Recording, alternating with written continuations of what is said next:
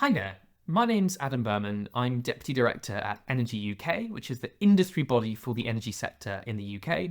So I represent a lot of the big companies that build the infrastructure that supports our energy usage day in, day out, from wind turbines to pylons, from heat pumps to solar panels and everything in between. Now, I'm going to just take a few minutes to talk to you today about what we've done in renewables in the UK and how that works with trade and with subsidies.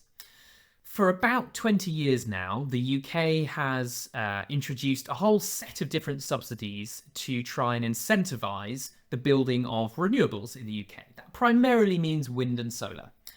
Now, subsidies are really about picking and choosing in the UK. We are not the American economy, we're not the Chinese economy. We don't have vast fiscal firepower.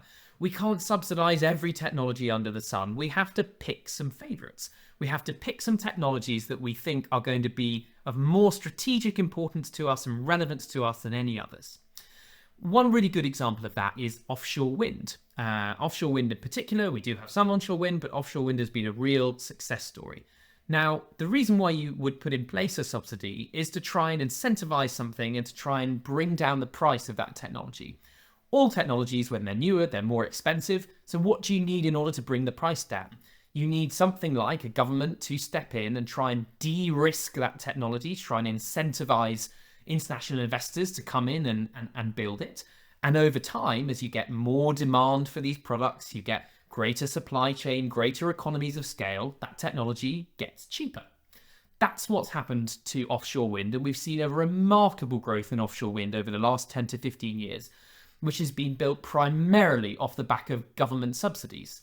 And for me, these are subsidies really well spent. As a result, we've massively brought down the cost of a really key technology. We've opened up the North Seas to this amazing clean energy, which is bringing down bills, is bolstering our energy security, and it's lowering emissions. So a really, really positive thing. But it's not just about building a really big wind turbine and putting it in the ground. The fundamental question about subsidies also relates to supply chains as well. Now, we've done really, really well at, let's say, building the wind turbines, putting them in the ocean. We've done exceptionally well at it.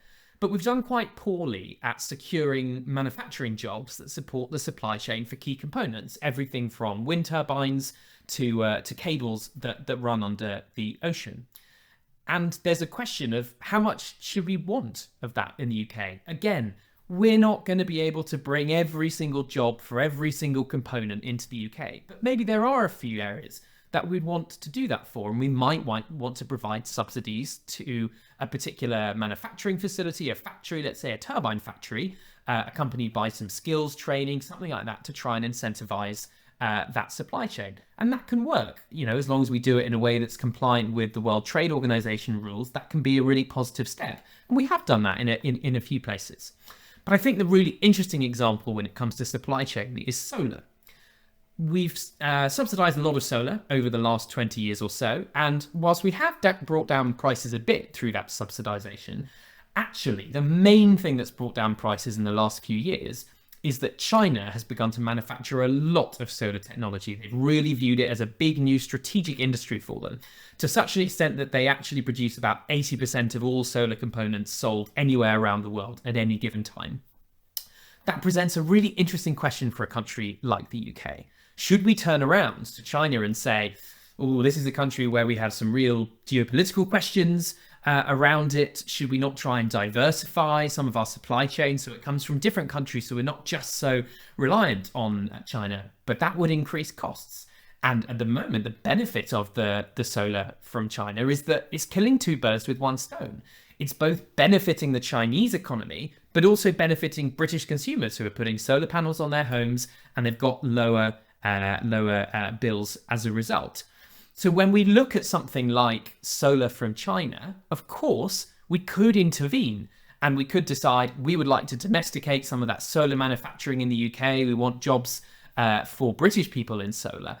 But in order to do that, we would need to put a tariff on Chinese solar. We'd need to make it more expensive and therefore less attractive in the UK. That would probably we'd probably end up with a retaliatory tariff from China. Each of these is a trade-off. And of course, this is a question for politicians and policymakers. But at the heart, we have to ask ourselves, with an existential crisis like climate change, how much do we want to place politics, international politics, into our decision making? Or how much should we prioritize getting this infrastructure built as quickly as possible where it can to bring down bills and to lower our emissions? Thanks very much.